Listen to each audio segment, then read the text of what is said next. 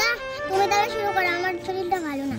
ও বিধি গো তোমার কাছে চাই না তো বেশি, রেখো গো সবার মুখ তুমি হাসি খুশি। দাদা আমার খুব পেট ব্যথা করছে, আমি আর হাঁটতে পারছি না। আচ্ছা বোন চল ওইখানে যেয়ে বসি।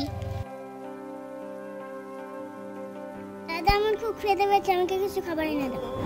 পেয়েছে তো 10 টাকা, এই 10 টাকা দিয়ে কি হবে? না না না আমি খাবো।